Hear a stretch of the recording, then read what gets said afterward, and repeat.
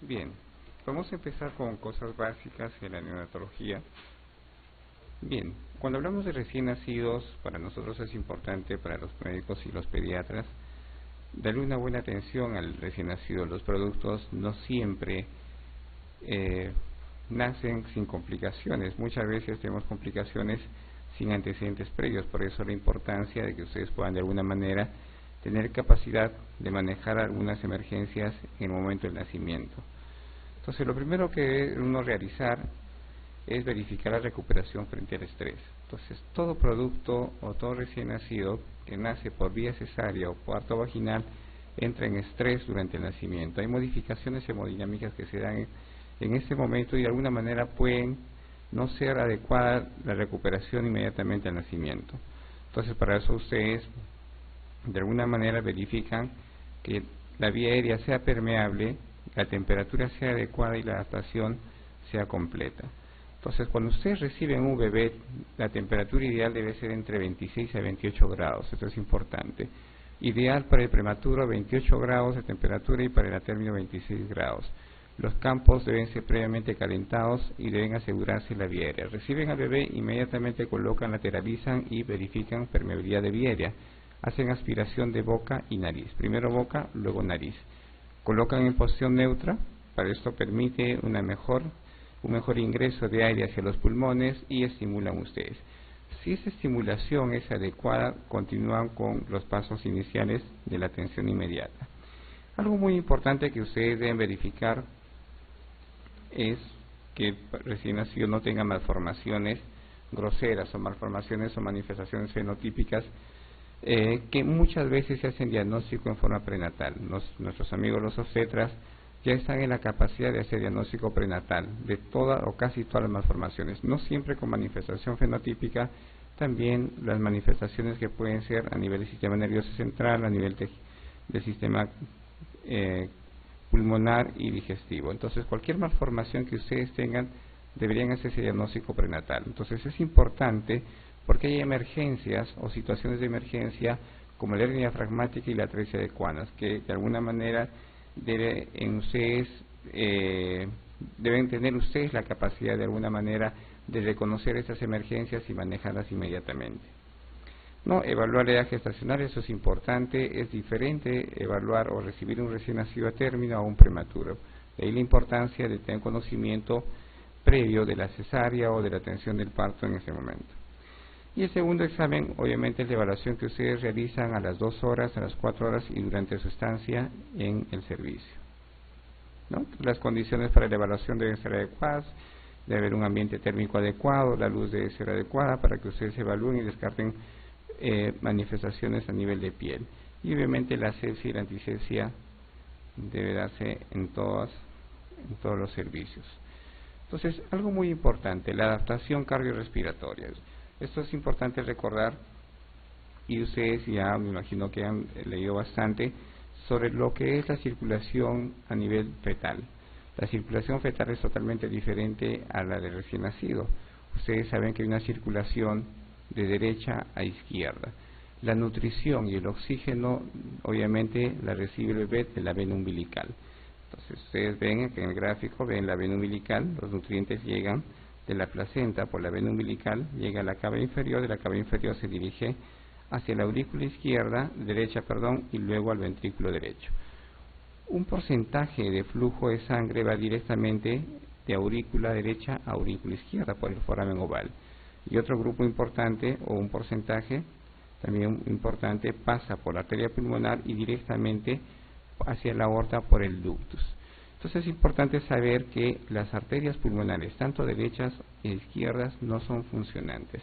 Esto porque la resistencia vascular pulmonar está incrementada. Recuerden siempre, el pulmón no tiene función en la vía intrauterina, está lleno de líquido. Entonces, inmediatamente nace el bebé, se producen los cambios hemodinámicos. Hay cambios químicos y cambios físicos que producen este cambio fisiológico durante los primeros días, las primeras horas y luego los primeros días. ¿Qué modifica todo esto? El oxígeno. Recuerden, el aire ambiental tiene una concentración de oxígeno de 21%.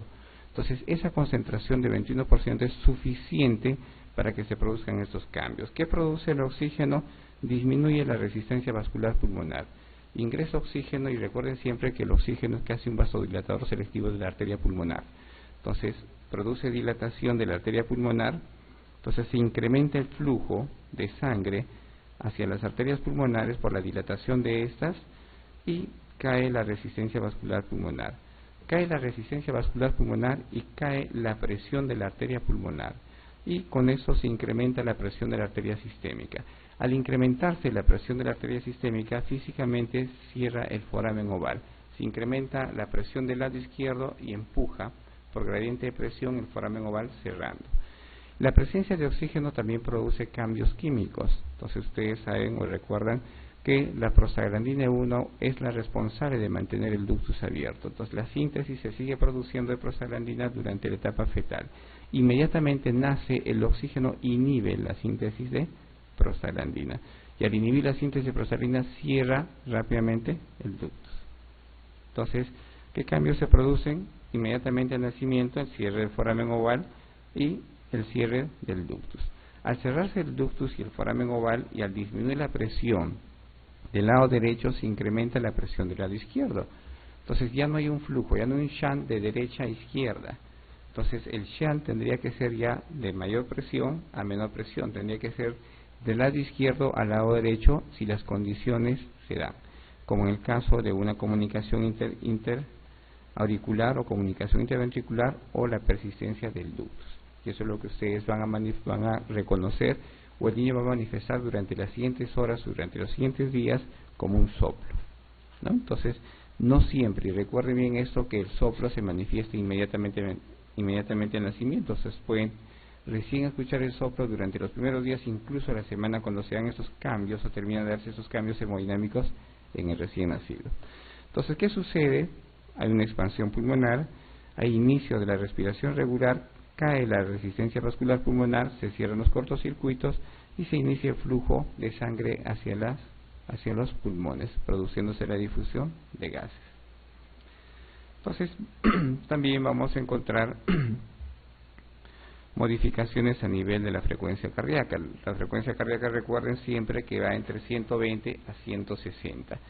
Inmediatamente nace el bebé, entonces vamos a tener cambios durante las siguientes horas. Por la importancia de hacer una evaluación inmediata y luego hacer una evaluación secundaria viendo las modificaciones hemodinámicas en el recién nacido, no solo modificaciones hemodinámicas, sino también en su estado general.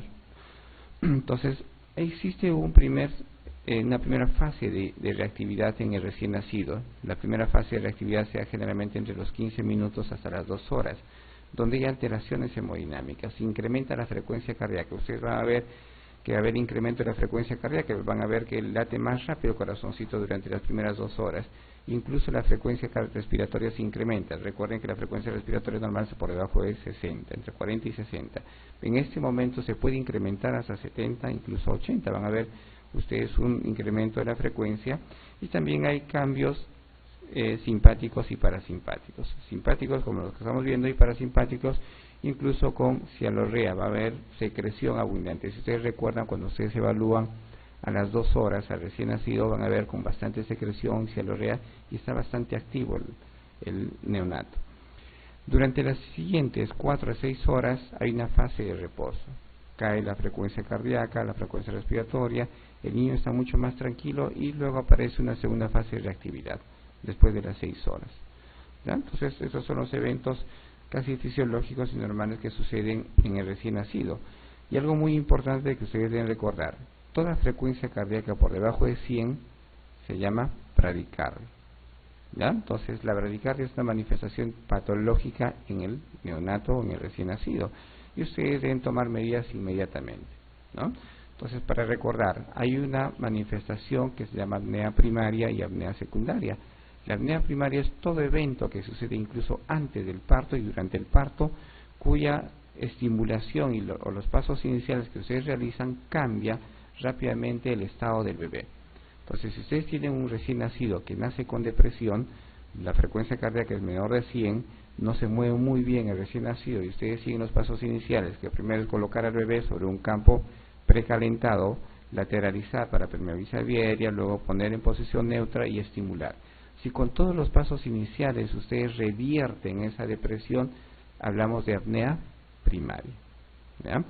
Si la apnea primaria persiste y con lo que ustedes han logrado realizar, la frecuencia cardíaca cae por debajo de 100 y hay cambios, además de la frecuencia cardíaca, cambios a nivel de la presión, con manifestación de cianosis y de saturación, hablamos de apnea secundaria. Y la apnea secundaria responde o debería responder rápidamente con ventilación a presión positiva. Por lo tanto, el manejo inmediato de apnea secundaria va a ser ¿qué? Ventilación a presión positiva. Entonces recuerden esto. Apnea primaria. Para apnea primaria, ¿qué hacemos? Apnea primaria, ¿qué vamos a hacer? Pasos iniciales.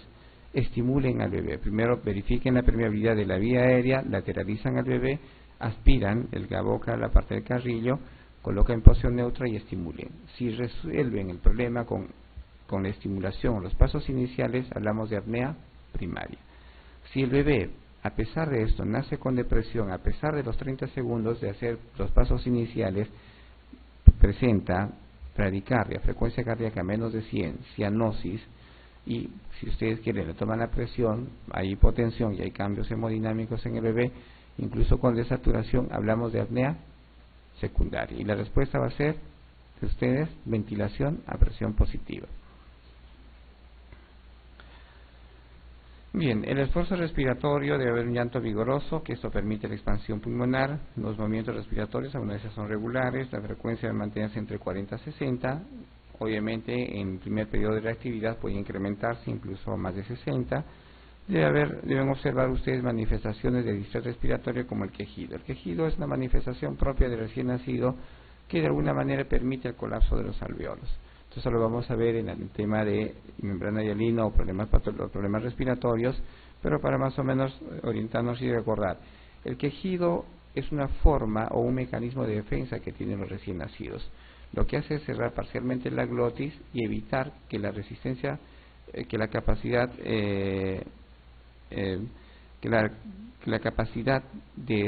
o evite el colapso a nivel de los alveolos. Entonces, su capacidad ventilatoria no se ve afectada. Entonces, cierra la glotis y se mantiene la capacidad funcional residual. Entonces, evita que salga el aire, todo el aire, cuando el paciente hace quejido. Entonces, el quejido cierra parcialmente la glotis y evita que se colapsen los alveolos. Esto es importante recordar y eso es manifestación de todos los recién nacidos, sea cual fuera la patología respiratoria. Observe si es un prematuro, la manifestación clínica es totalmente diferente en el prematuro y en el recién nacido a término. Recuerdan ustedes, y lo han visto hasta cansarse, y yo me imagino que han leído lo que es el Silverman, que es un test para valorar el distrés respiratorio. Pero recuerden que el Silverman es un test que lo pueden ustedes manejar sin ningún problema en recién nacidos a término y en prematuros grandes. Pero no es un buen test para prematuros extremos. Recuerden que la mecánica ventilatoria es totalmente diferente a la de un recién nacido prematuro y un a término. Entonces, ¿qué hace el prematuro? El recién nacido, y el prematuro grande, hacer manifestaciones. Trata de compensar con su mecanismo de defensa y lo que ustedes hacen es sumar toda la manifestación de Silverman. Hay elevación del tórax, disociación toracoabdominal, aleteo nasal, quejido, retracción sifoidea, ¿no? Dilatación de las narinas. Todo eso manifiesta el recién nacido durante o si presenta distrés respiratorio, ¿ya? Pero recuerden que el prematuro extremo no va a presentar todo esto, ¿ya? La manifestación propia del prematuro extremo es hipoventilación. O sea, no tiene tanta fuerza, o los músculos no tienen tanta fuerza como para presentar toda esa manifestación durante el distrés respiratorio. El prematuro extremo, menores de 750, rara vez les va a hacer disociación toracoabdominal, retracción sifoidea, aleteo nasal. Lo único que manifiesta es hipoventilación, ¿ya? Entonces vamos a ver que hay otros test como el Downes modificado, que lo vamos a ver más adelante en los otros temas, que nos pueden orientar a clasificar el distrés respiratorio. El color es importante, si la piel es rosada, si hay acrocianosis, si hay cianosis en la piel, mucosas o hay palidez. Entonces muchos bebés pueden nacer con acrocianosis, que es una manifestación casi normal durante los primeros minutos. Algunos pueden estar pletóricos y luego con el riesgo de policitemia y tener manifestaciones de hiperviscosidad, u otros pueden ser pálidos, ¿no? También va a haber manifestación de la presión arterial y puede ser manifestación de apnea secundaria. Apgar, ¿qué hace el Apgar? evaluar la vitalidad del recién nacido. Entonces ustedes también lo conocen muy bien, siempre evalúan ustedes el Apgar en el recién nacido, son los 5 puntos que ustedes ya conocen, y le dan puntuación de 0 a 2. Cuanto más puntuación tenga el recién nacido, entonces mejor el pronóstico. Menos puntuación, el pronóstico empeora. Recuerden, y siempre recalco esto en los residentes y también en los internos, que dejemos de lado o dejemos los términos de depresión leve, moderada, severa. Entonces estos términos ya se están dejando de usar, no se utilizan, solo se habla de depresión al nacer. La depresión al nacer es cuando el Apgar a los 5 minutos es menos de 6. ¿Ya? Entonces, ejemplo, si ustedes tienen un recién nacido al minuto con Apgar 4 y a los 5 minutos con Apgar 9, se no está deprimido o no es una depresión. Si tienen Apgar 2 al minuto y a los 5 minutos Apgar 8 o 9, tampoco es depresión. Depresión al nacer, si el Apgar a los 5 minutos es menos de 6.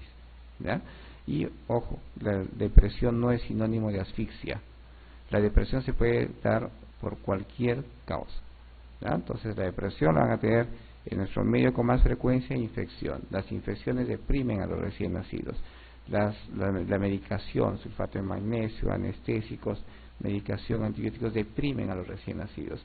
Malformaciones del sistema nervioso central, malformaciones de sistemas grandes como el respiratorio y gastrointestinal también, y problemas metabólicos. O sea, cualquier cosa deprime al recién nacido. Entonces, ¿qué tienen que hacer ustedes? Si nace con depresión, estimular. Y la estimulación, si sale con estimulación, hablamos de apnea primaria. Entonces, si no hay respuesta y hay cambios hemodinámicos, hablamos de apnea secundaria. Entonces, depresión no es sinónimo de asfixia. El que nazca con depresión no significa que tenga asfixia. Y el que nazca con Apgar adecuado o de repente no tenga un Apgar bajo, no descarta la posibilidad de un evento hipóxico en el recién nacido. Entonces, la asfixia no se diagnostica solo con el Apgar. ¿Ya?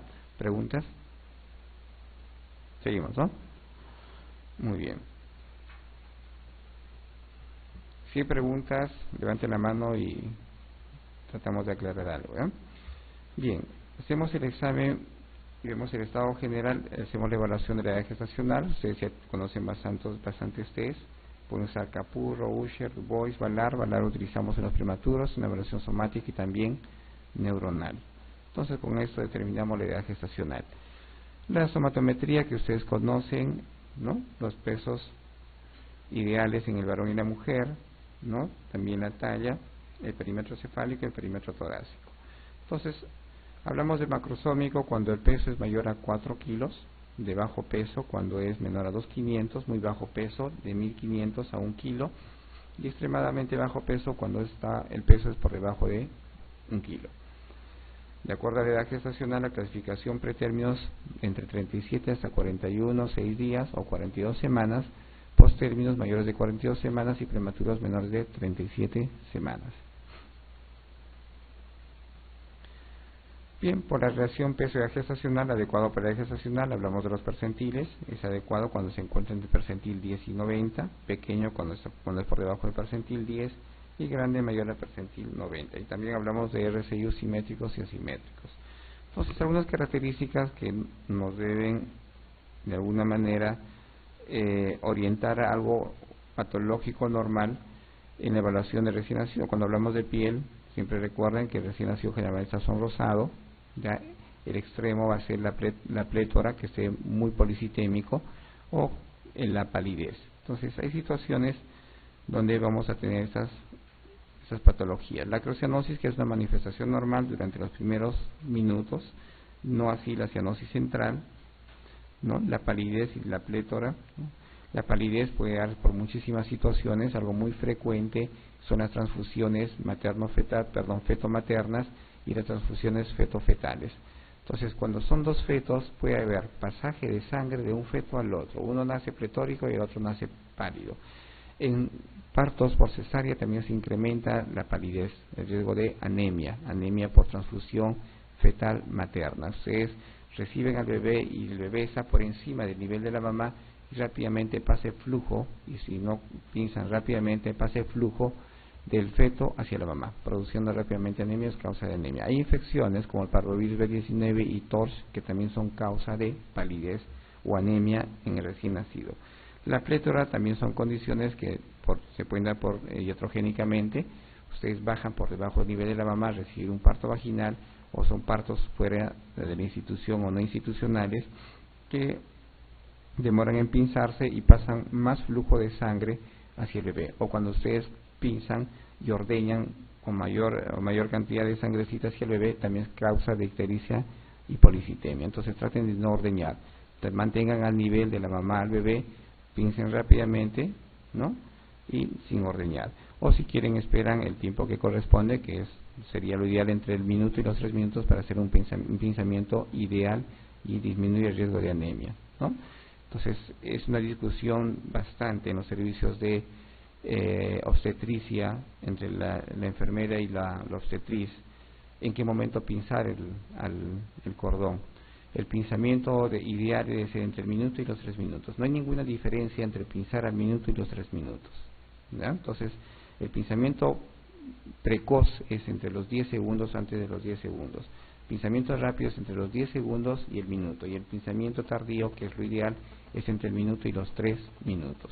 Entonces, no esperen los 3 minutos para hacer el pinzamiento. Con que llegue al minuto es suficiente para pinzar. No hay ninguna diferencia significativa entre pinzar al minuto y los 3 minutos. No va a haber cambios. Entonces, si la condición amerita, pincen al minuto, pero si ustedes están en un ambiente frío, donde la temperatura no es la más agradable, no van a esperar 3 minutos para pinzar. O si el bebé nació con depresión, no van a esperar 3 minutos para pinzar. Pinzan rápidamente y ustedes asisten al bebé. La ictericia es una manifestación casi fisiológica en la mayoría de los recién nacidos. Entonces, 60-70% de los recién nacidos presentan ictericia.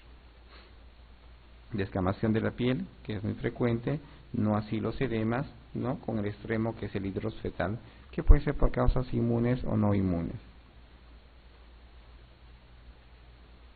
¿Preguntas?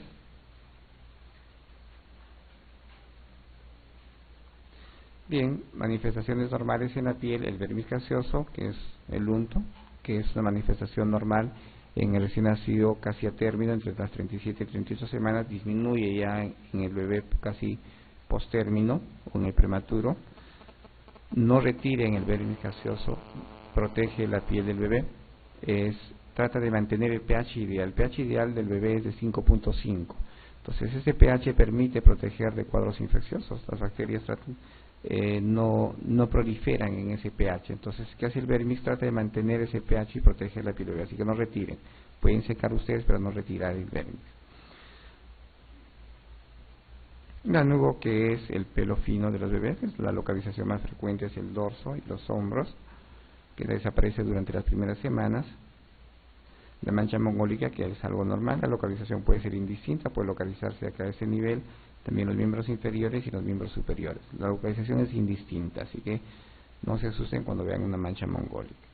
La milia, que también es una manifestación normal, desaparece en las primeras semanas, normalmente la presencia a nivel del dorso y las alas de las narinas.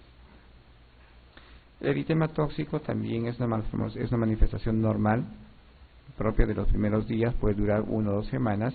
La manifestación es una mancha eritematosa, ¿no? Que en el centro van a encontrar ustedes una vesícula y esa vesícula está llena de eosinófilos. Entonces, es una manifestación, una respuesta casi alérgica al contacto de alergenos. Entonces, el bebé transpira con frecuencia, empieza con eritema tóxico. Colocan de repente ropitas que tengan polar, plástico, lana y rápidamente el bebé reacciona. Entonces, el tratamiento, ojo, que es pregunta incluso del MIR, no requiere tratamiento del eritema tóxico. ¿Ya? No hay tratamiento, ustedes pueden bañar, aparece y desaparece durante las primeras semanas, pero no requiere tratamiento tópico. Manifestaciones patológicas, el eritema de pañal es muy frecuente con el incremento de flujo. Ustedes saben y recuerdan que el flujo de ese se incrementa con leche materna exclusiva, es mucho más frecuente con la leche de la mamá, es más líquida incluso la presencia de mocos, así que no se desesperen, no es diarrea. Entonces los bebés tienen el reflejo gastrocólico bastante incrementado, toman y hacen deposiciones, toman y hacen con mucha frecuencia y muchas veces la acidez de las deposiciones termina siendo o presentando eritema tóxico, ¿ya? Algunas veces hay sobreagregación de hongos y también de bacterias, el más frecuente es streptococo. Entonces no siempre los eritemas tóxicos se resuelven con cremas tópicas que contengan antifúngicos como la anistatina. también va a haber la necesidad de asociar antibióticos. Si ustedes ven una zona bastante roja, bien eritematosa, es más estreptococo que hongos, ¿ya? Entonces, rápidamente se resuelve con antibióticos. El impétigo neonatal o impétigo buloso, que es muy frecuente, es Staphylococcus streptococcus. Entonces puede haber localizaciones, o puede ser localizada la lesión por el streptococo o el estafilococo, puede también haber respuesta sistémica por toxinas, y eso le llamamos el síndrome de piel escaldada, tratamiento antibiótico. Bien, evaluamos también el perímetro cefálico. El perímetro cefálico normal es entre 33 a 35, puede llegar hasta 36, que es el percentil más o menos 90. Van a evaluar ustedes la fontanela anterior, que es la bregmática, y la posterior, la lamboidea. El cierre rápidamente a los 3 meses o antes incluso es de la parte posterior, que es la lamboidea, y el cierre generalmente sea entre el año y 3 meses en la fontanela anterior o bregmática. Puede incluso adelantarse el cierre sin necesidad de ser una patología o tener problemas el lactante, perdón. Entonces evalúen siempre las fontanelas. O sea, no siempre vamos a tener fontanelas amplias hasta el año y 3 meses. Pueden haber fontanelas funtiformes ya a los 6, 7, 8 meses. Y que se cierre rápidamente no significa que tenga un problema. Lo que hacen ustedes es medir perímetro cefálico. Si el crecimiento del perímetro cefálico es adecuado, entre 2.5 centímetros por mes durante los 3 primeros meses, es adecuado, ¿ya? Entonces, y puede haber disminución de crecimiento, pero si la curva es adecuada hacia arriba, entonces no creo que tenga mayor problema el bebé. Lo que ustedes hacen es evaluar los hitos de desarrollo de acuerdo a su edad. Si a los 3 meses sostiene la cabeza, a los 6 meses se sienta y la cabecita crece entre 1 y 1.5, probablemente sea un bebé normal. Son variantes normales. Pueden tener cabeza pequeña o cabezas grandes sin necesidad de tener una patología. Y si ustedes quieren estar más tranquilos, pueden hacer una ecografía transfontanelar para descartar que no tengan ninguna malformación del sistema nervioso central. Entonces el tamaño de la fontanela anterior va de 1 a 4 centímetros, es blanda, pulsátil, levemente depresible. La fontanela posterior, que es bastante pequeña y se cierra rápidamente. Puede haber retraso de la osificación, hidrocefalia, hipotiroidismo o hipertensión intracraneana cuando hay alteraciones o modificaciones del perímetro cefálico. Entonces va a haber situaciones que ustedes van a ver una fontanela un poco más amplia, de repente más abombada y hasta pulsátil. Entonces más frecuente en los prematuros la hemorragia intraventricular con complicación de hidrocefalia severa, ¿no? Las infecciones que también producen hidrocefalia o algunas malformaciones congénitas que también incrementan el perímetro cefálico, y algunas situaciones donde no crece, microcefalia, ¿no? Como las enfermedades congénitas infecciosas como el torcho, ¿no? Tumoraciones, el capus, que ustedes conocen, es la bolsa serosanguínea, que se edema del cuero cabelludo, desaparece rápidamente, se extiende por sobre las suturas, está por encima del periósteo y no requiere tratamiento, y el pronóstico es bueno. Entonces se produce por el trauma de trabajo de parto y rápidamente desaparece, no requiere tratamiento y no tiene ninguna repercusión en el neonato. El cefalohematoma es sus dos variantes, como cefalohematoma que está localizado a nivel por debajo del periósteo, es entre el periósteo y el hueso, que no se desplaza, se localiza en su propio periósteo, generalmente es parietal, y también otra variante que es el hematoma o la hemorragia subgaleal, entonces cubre toda la galea. Entonces, ¿cómo identificar? El cefalohematoma se localiza, no se mueve, y si ustedes tienen un hematoma subgaleal, entonces van a desplazar de la parte anterior hasta la parte posterior, se desplaza por toda la galea el hematoma subgaleal. Entonces, repercusiones clínicas, sí. Puede ser causa de ictericia, puede ser causa de anemia cuando el hematoma es considerable, o si es un hematoma subgaleal, incluso causa de anemia en los neonatos, en los recién nacidos. Entonces, cuando desaparece, dura bastante. Puede durar hasta 2, 3, 4 meses en reabsorberse los hematomas.